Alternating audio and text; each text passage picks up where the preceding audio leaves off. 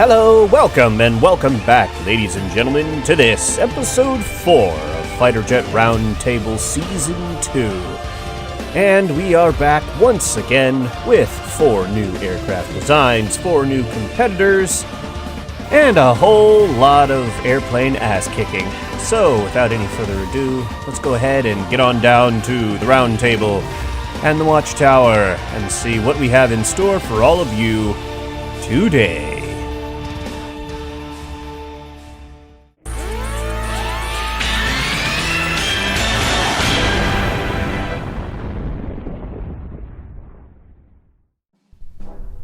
And here we are at the Watchtower to take a look at what we've got for you guys for this episode. So, over here on Team A, we have another dogfighting pair sent in by Enin. We have the Chung Supreme and the Mini Fighter 2. So let's go ahead and take a look at these two here. We've got a very sleek-looking F-22 cockpit, Mark II fuselages for extra beefcakeness, and the first use of the TLS, I think, actually, in the competition so far. That's pretty cool. Can't wait to see that thing in action. Especially since we got it working the way that it was intended to work. And we've also got 2 GAU-22s for extra firepower depth, AIM-9 Sidewinders, and AIM-120, standard AIM-120s, so bog standard missiles, but using special weapons. Also has a combination of canards here. We've got the advanced canards and the Sylph canards. Interesting. Saturn engines. Altogether, a fairly beefy-looking aircraft. I think these B9 wings, these OPT wings, actually have almost no hit points whatsoever. Interesting. Well, let's hope it doesn't get clipped. If so, it's going to have a bad day unless it can manage to maneuver without those wings, which, in theory, is possible. I've seen stranger things happen in FJRT. Anyway, let's go ahead and move over to the Mini Fighter. The Mini Fighter, as its name implies, is a mini fighter. It is very tiny. Quite small, looks very light. In fact, I think it's using the absolute bare minimum missile loadout, which is 4, plus the special weapon missiles, which get it to 6, due to its size. But it is still packing heat with 2 GAU-22s that look like they're going to, murder everything fancy. And bog standard AIM-120s.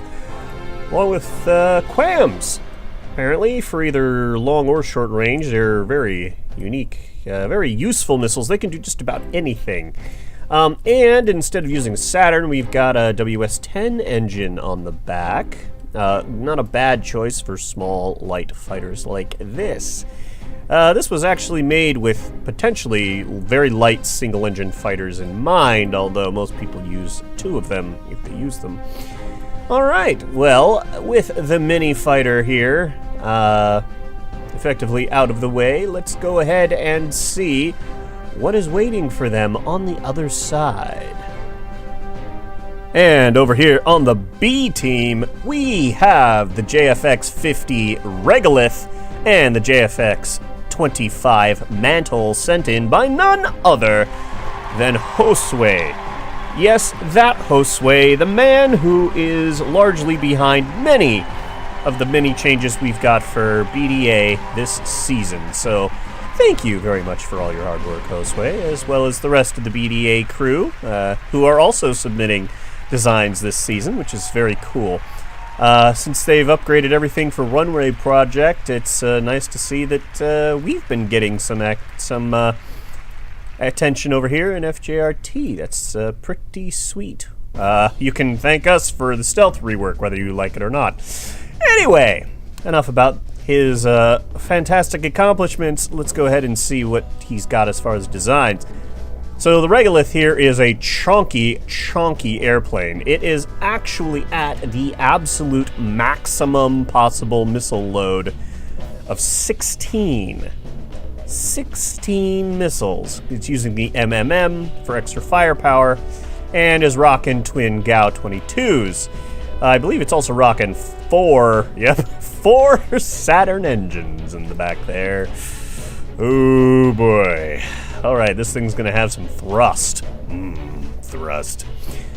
So then, let's see, it is rocking AIM-9X Sidewinders, and of course the bog standard AIM-9s that it gets with the MMM, and using PL-15s, looks like, for its long-range radar-guided missiles. I was incorrect last episode. Those are, in fact, radar-guided missiles.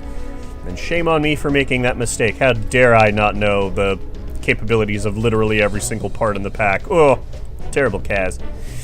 Alright, well, the Regolith in and of itself is quite a beefy aircraft. It's using the B9, well, not B9, the OPT Legacy wings here, which are quite heavy.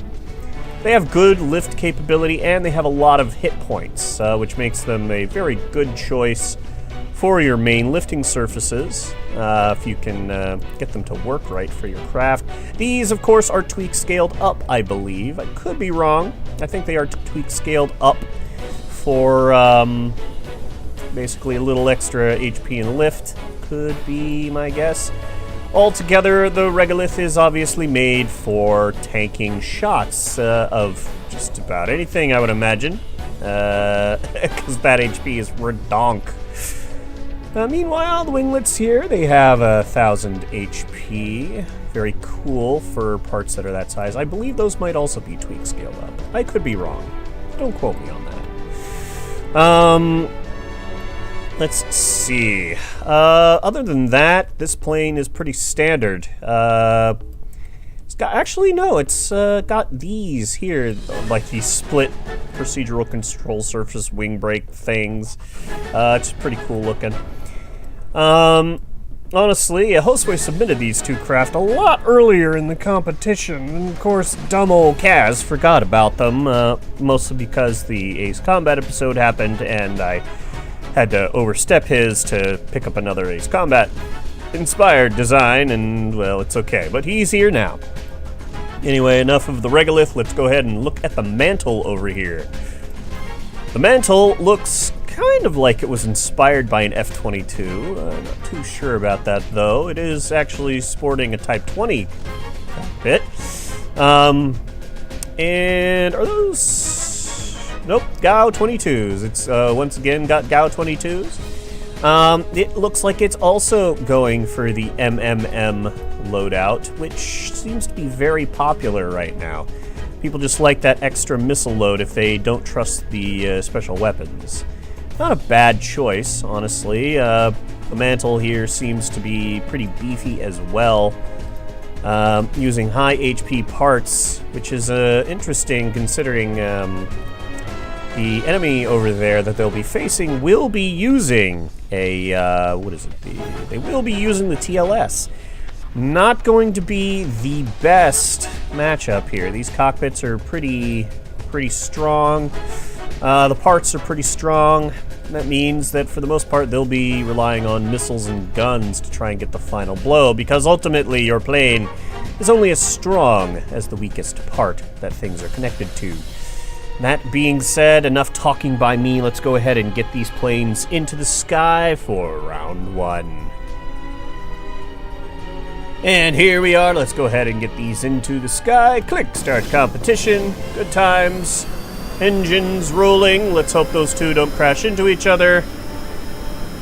They don't. Excellent. Yep, that's one downside of talking for as long as I do. Sometimes planes like to spin around and do weird stuff. Thank you, KSP Physics. Thank you for being you. Not sure what the mini fighter and the chunks. What is the mini fighter doing?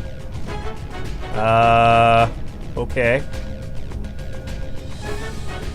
It is a strong, independent aircraft who don't need no competition to tell it what to do, apparently. Not sure what that was all about. Hopefully it doesn't screw with the... It's gonna start screwing with the competition start time. That is unfortunate. I'm probably gonna have to manually start that. Either way, let's go ahead and skip until things get interesting. And they are far enough away now. Let's start that competition. There we go. Immediately, mini fighter launching those missiles. Pretty sure those are quams.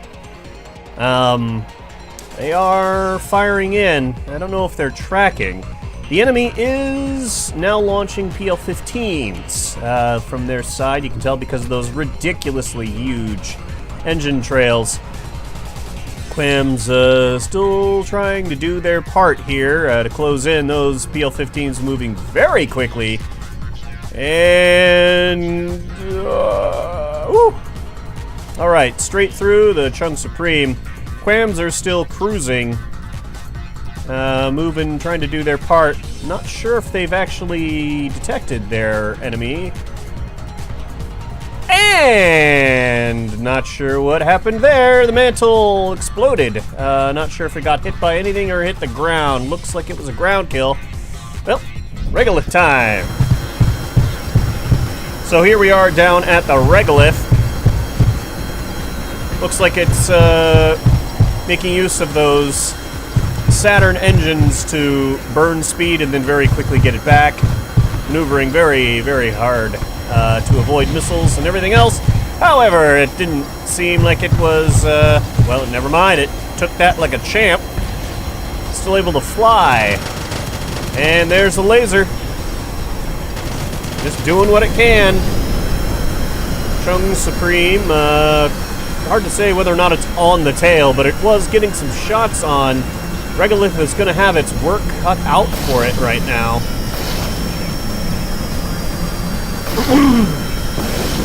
Regolith, well, seems to be bouncing up and down along its altitude limit, honestly.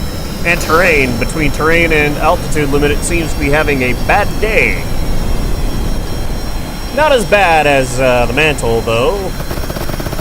Looks like it's got a bit of a lock with that AIM-9 for just a moment. Going between guns and AIM-9s. Looks like they're stuck in a... They seem to have relatively similar turn rates. That being said, let's see what the mini fighter is doing. It's going to have to be the outlier here. Mini fighter is able to actually turn in and is getting some shots with the Gao. Those two aircraft are going to have to work together to drop the regolith. Either that or it could drop itself. Very close to the ground there. Woo-hoo-hoo! Skimming over the surface. I bet that would have kicked up a dust cloud. Whoa, that was close.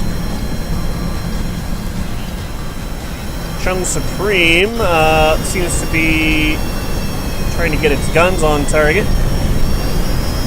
Got the TLS, but there's no way it's gonna turn. It's just not turning hard enough to be able to do that. All these aircraft are turning around, but none of them seem to be able to get very many shots on one another. Which is,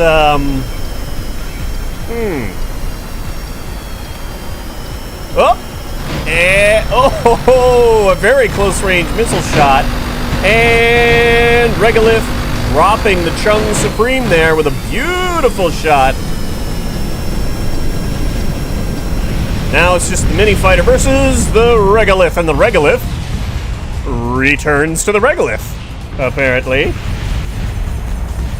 Of course, the watchtower has a bazillion parts, so even if any of those things did bonk into it, it should be fine. Either way, our little mini fighter here means that Enon wins round 1. Let's get him into round 2. And we are back for round 2. Let's get these craft in the air. There we go. Pilots are taking off. Turn on that versus menu. And just for a change of scenery, we'll watch them take off. Well, I'm going to have to force to start the thing again, but oh well. At least I have a button to do that instead of toggling the thing. By the way, thank you for adding that, guys. That's awfully great. And we're going to start the competition there. Quams getting fired. Once again, little lag as BDA recalculates. All that fun stuff. Quams moving in, closing the distance fairly quickly. Fairly quickly this time. Except for this one, which seems to be moving slowly. Not sure what that's all about. They might have burned through their boost phase and gone into their cruise phase. Let's see. Got more missiles coming in for the Chung Supreme. I'm actually going to go... It looks like the Mantle, once again, has hit terrain. That's the only thing I can think of here. Let me actually check that here. Yep. Mantle, just crashed into terrain. That is unfortunate. Maybe we will see a repeat. Maybe we'll, see something new. Who knows? You guys gotta make sure you test your aircraft at the location of the fights. Ooh, and getting some nice fights on the, nice shots on the mini fighter actually. And, oh, that is a super dead mini fighter. Regolith, basically just isn't gonna be able to one-man army. It might. It almost did last time. Without the help of the mini fighter this time, Regolith might be able to just take out the Chung Supreme, no problem. Hemorrhaging out those missiles very quickly and switching to guns at long range. Just manages to fire long enough without the guns getting their overheat limit. And now that it's on the back of the Chung Supreme, ooh, Big Chungus is no longer among us. And kablooey, it's down, and the Regolith getting very, very close to the Regolith. That being said, we will go ahead and move into round 3. So here we are at the start of round 3, and just for the sake of trying to help out our friend here a little, I've set the min altitude to 400. At the very least, it can't be any worse than it's already been, considering that it's decided to plow into the ground multiple times. They're now starting the competition. Aircraft will be taking off very shortly here, and they zoom past the watchtower and into the skies. Chung Supreme leading the mini fighter. Mini fighter probably going to do its same weird nonsense. And that being said, let's hope that things go better this time for the Mantle. You guys really got a test out here, you know. Or at least, you know, tune things with terrain avoidance in mind. And with that said, let's wait till things get going. Or rather, until I push the start button. Hey, I didn't even have to push the button that time. Look at that. Alright, so there's lag as it recalculates, and Quams once more heading in first. I guess we'll have to see whether or not they do anything. They are right now heading to attack the Regolith, the two over on the side, and there is a Quam. That is a Quam engaging. Not quite sure. It's a good distraction earlier on. It should be. Whoa, missiles. Woo, getting very close to the Chung Supreme there. And I'm going to switch to the Mantle. We'll see how it's doing this time now that I've...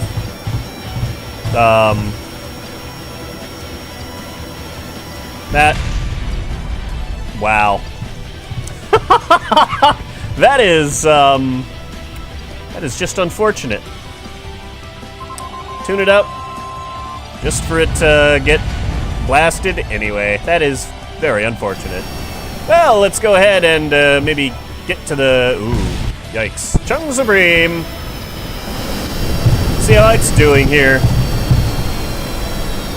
Mantle is still alive, but having a bad day over there. Meanwhile, I think the Regolith is chunking through stuff. Regolith, I think, is the true terror of these pairs. This pair so far. it has already won a 2v1, which is very impressive and something that very, very rarely happens. However, those explosive rounds are quite nasty, and it is clipping away control surfaces every little bit. A very... Whoa! Oh, yeah! Close range missile shots. Always cool, always fun to watch. And the Chung Supreme is basically down and out. Mini Fighter is now on the tail of the Regolith, but the Regolith needs to stop staring at the Chung Supreme and start fighting the Mini Fighter. Meanwhile, we'll switch to the Mini Fighter, which actually looks like it took some damage. As a result, it might... Oh, jeez, Regolith almost ending it there, getting super close to the ground. And Mini Fighter having some trouble controlling there with all those control surfaces missing. It is doing its best to keep itself together, but doesn't have much in the way of vertical control. It is relying on thrust vectoring from the WS-10 engine, and it's not enough, as we can see. Oh, very close. Oh, here comes the Regolith again for another shot. Ooh, just can't seem to line up a perfect shot right now. It is trying.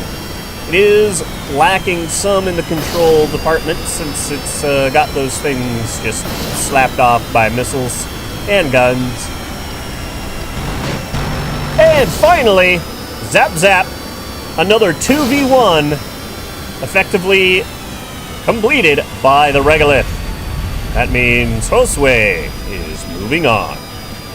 So, let's see what the next round brings, shall we?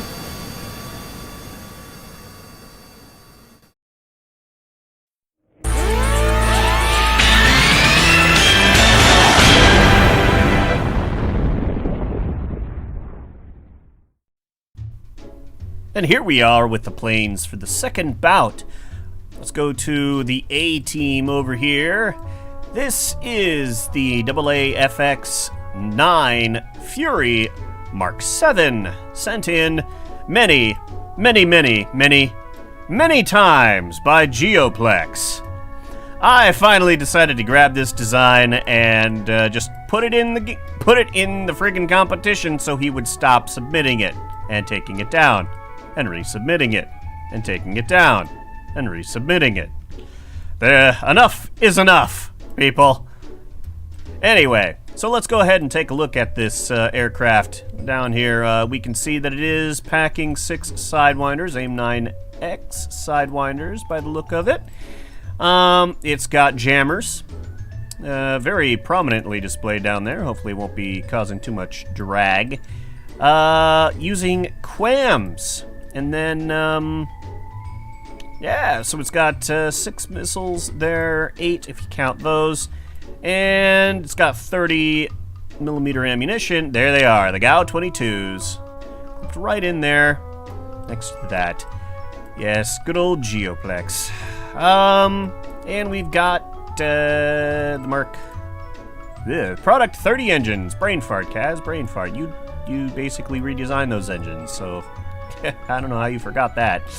Anyway, so yeah, it's a fairly, fairly straightforward aircraft. It looks like it'll be pretty light and squirrely.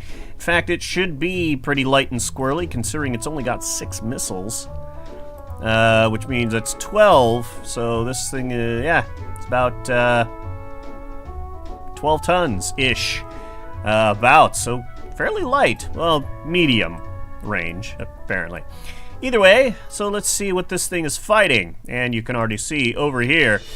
Apparently, this is the return of a legend. Apparently.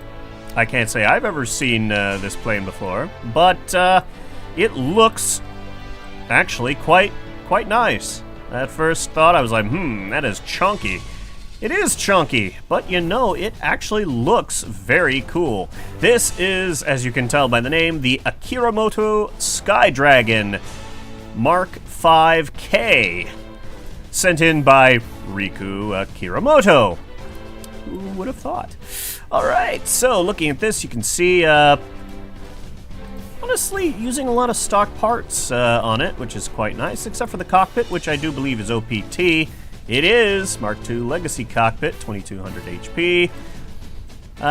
Very, very cool looking chunky aircraft. Somehow it gives me, like, F4 Phantom vibes a little bit. I like that the intakes are kind of blended into the form of the cockpit there. That actually looks really cool. First time I've seen anybody use these OPT Nebula intakes. Very cool. We are rocking some AIM-9X AIM-9X Sidewinders and 120D AMRAMs. It is rocking Quams down there, the special weapon missile mount. It has... Hey, GSH 301s. I do believe that might be the first time anyone has used those Russian 30 mils. There's no problem with them whatsoever. In fact, they're lighter than the GAU 22 by a decent margin. So, who knows? Maybe this is the start of something. And twin WS-10 engines for extra power, extra thrust, and a higher fuel burn rate, along with very prominently portrayed ECM jammers on the outside of the craft. Not sure how well this downslope on the nose gear is going to help it in takeoff department, but it does look like a very fierce combatant. If I had to put money on which craft is going to win, I'd probably put it on the Fury, if only because it's had so many variations.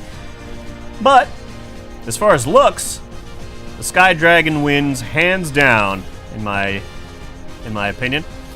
That being said, let's go ahead and get them started for round one. And here we are for the start of round one. Click, click, clicky, clicky button. I am a Kaz. Clicking a button. Clicky, clicky button. Clicky, clicky button. Alright, gonna turn that off. Don't know how it got turned on. Interesting. Alright. So we've got the Furies taking off first with the Skydragons following a bit behind. That is to be expected, honestly, with their takeoff configuration there. I almost always design my aircraft with a higher nose gear than the tail gears. Well, the main gear, mostly because that way it lets it take off more easily. It's in a nice takeoff configuration. It also means it's in a nice, stable position for landing. Either way, both these aircraft are now heading out into the skies. I will now shut up and join you again when the fighting starts. And the competition has started. Let's see, they're now turning to face one another. Yep, there it is. You've got those Quams firing from one of the Skydragons. Coming in. There's nothing else those could be. They fired almost immediately. Quams are famous for doing that. Quams are, again, being fired, keeping the Furies on the defensive. They must be tracking, because they are dumping countermeasures. Unless they just dump countermeasures for the heck of it, which somehow I doubt. Furies are not... Woo, those are close. The Furies are not particularly stealthy aircraft. Neither are the Akiramoto's Skydragons. So, I'm just going to call them the Skydragons. Oh! And I think that was a Quam hit. Ooh, goodbye. Fury having some fun here. Alright, well, let's go ahead and get into the action. As is custom, we always go to the solo aircraft in these situations, if only because it does look rather cool. Trying to get it down. It is diving. Trying to gain speed, I guess, to evade stuff. All aircraft in the sky currently dodging Quams. Well, not anymore. Now the AIM-120Ds are coming in. AIM-9X getting launched at one of the Skydragons from this Fury. the Fury is furiously managing to avoid missiles. Truly a dance of death. Another couple AIM-9Xs being launched at that Skydragon. Oh, and we have a direct hit on that Skydragon. I can tell it's not looking very healthy there. Spiraling through the air. I'm going to actually check and see. Yep, this one is basically down for the count. Let's go ahead and get to the other one back here as it comes in. It's got those GSH-301s lining up. Now, the one downside to the 301s and the VK-27s and that stuff is that they don't have a lot of projectile spread. That means you need to be very pinpoint when it comes into stuff. If you're not pretty pinpoint, you might have some problems. As opposed to the GAU-22, which, as you can see, has a bit more projectile spread, which means you're firing in a cone rather than in a line. That's not necessarily a problem. It just means that, well, yikes. That is unfortunate. Fury managing to bring it around and core out the inside of that Skydragon. Looks like we might have to call this thing the Dragon Slayer. Wonder why it took so long for him to submit it in the first place.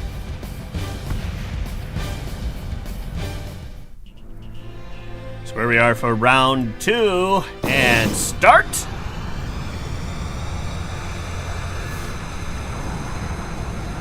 Those things look pretty cool, I do have to say, and they take off brilliantly.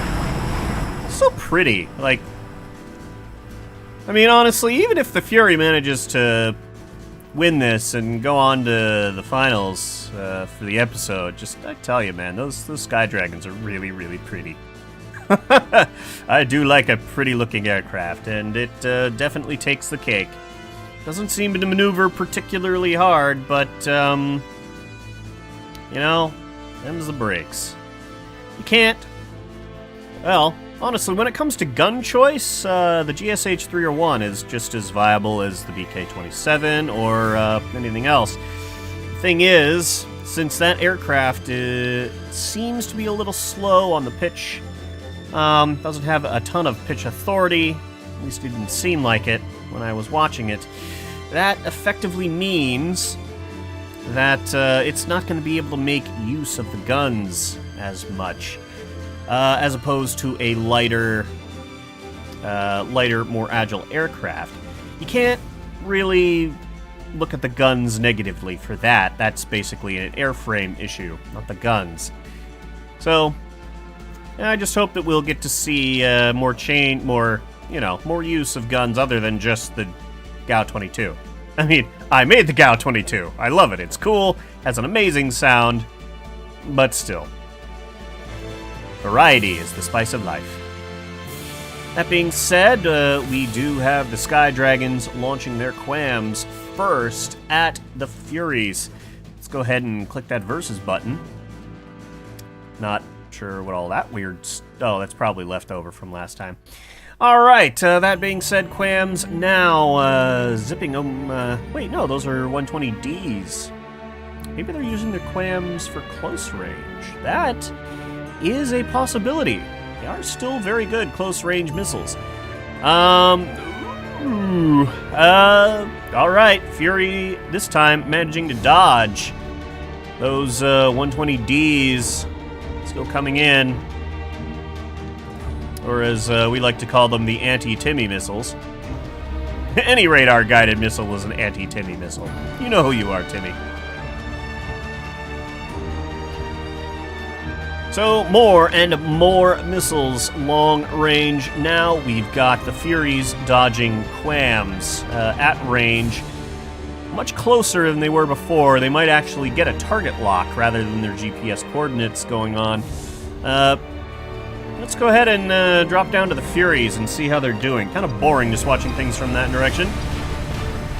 Ooh, nice quam shot over there. Still is the Quam FF. It should fire it. There it is. There's a second one. And now it's moved to GAU. Even though it's, that's interesting. Even though it's still got the... it's because it was not yet in heat-seeking range. Alright. That Skydragon just getting lit up by all kinds of missiles from this Fury here. Go ahead and zoom in a little bit, get some dynamic going on, and they go for a pass. Fury's on the back of that one, moving in, looping around trying to avoid missiles so it can get in a shot, and it's starting to line up. Again, that Fury is still way in the back. I'll go ahead and switch to that. Never mind, it's dead. And Fury, however, does seem to be the far superior gunfighter. And once again, not just because of that GAU-22, it is a far more nimble and capable aircraft when it comes to close range. This Skydragon back there is, well, it's gonna have a problem. This Skydragon is missing... Oh, okay, it's missing most of itself. Is it? Ah, well, guess that's it for the Skydragon. And the Fury moves on. Jeez. They're just the Geneva suggestions, after all.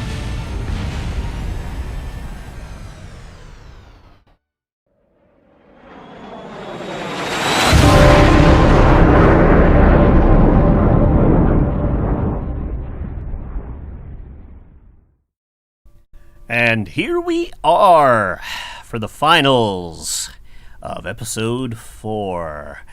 We have the Mantle and the Regolith sent in by Josue, and the Furies sent in many times by Geoplex. Let's get these aircraft into the sky and see which one shall reign supreme.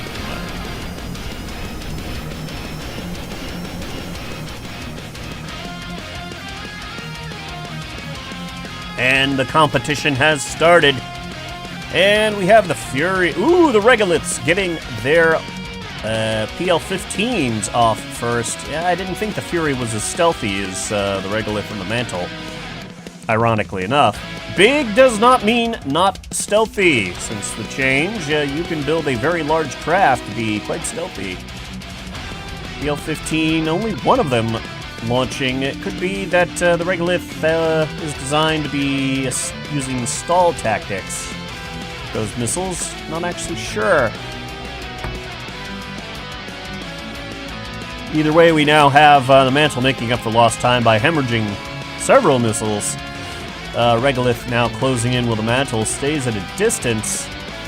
We could be seeing a similar tactic, high versus low. As we've seen before, this altitude differential. Ooh, and a Fury gets clapped by a missile. Not sure if it's dead, but it's definitely, well, not really moving very much. Let's see if I can figure out which one that... Oh, that's the number 1 Fury over here, so let's see how it's doing. It's still alive. That's functional damage. It took damage in a non-critical area. He'll tell you how to do that when he gets back home, assuming he makes it, because that was a critical area. He needs that engine to continue to fly. And, well, at least it's acting as a great missile distraction right now. Let's go see the other Fury.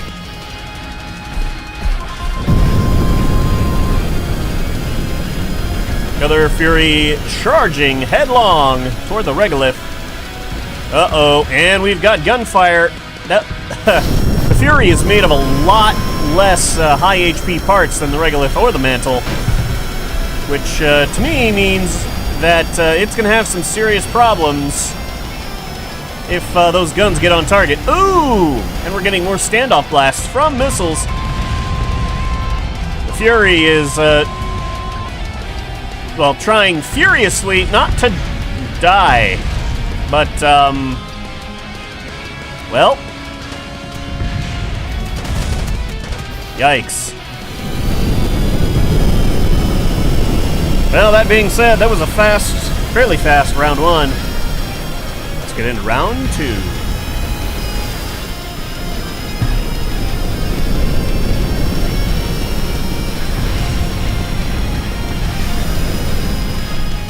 And here we are for round 2. Let's get the planes into the sky. This could, well, this is going to be a major uphill battle for the Furies. If, they're going to have to, well, they're going to have to find a way to make it all count. Good luck to you, boys. That being said, let's get into this, shall we? And competition starts. And the Regolith once again gets those PL-15s off first. Firing at the Fury from long range. Really wish those missile trails would not be so hilarious.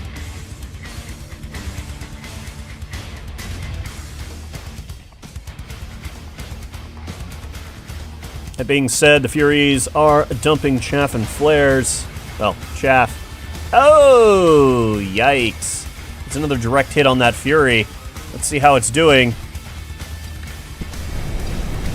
Once again, seems to be a bit of a standoff blast. It is, well, that's still functional damage. Once again, taking damage in those non-critical areas. That, however, was a far more critical area. Oh, boy. Okay, Kerman has had better days, that's for sure. Well, let's go to the other Fury here. It's basically fighting alone.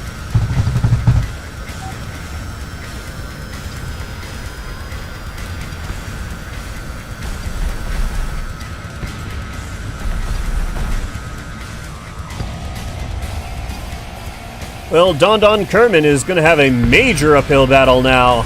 The only thing I've seen in a win a 2v1 so far in the competition is the Regolith, which this aircraft seems to be fighting. Has a bit of a joust, but seems to be stuck on those aim 9s.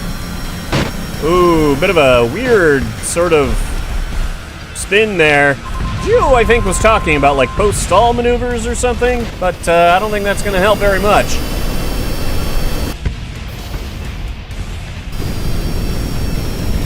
That being said, it goes without saying, your winner for episode 4 of FJRT Season 2 is none other than Josue and his dogfighting team, championed here by the Regolith. Either way, ladies and gentlemen, I have been Kaz, and until next time, happy building and happy blasting.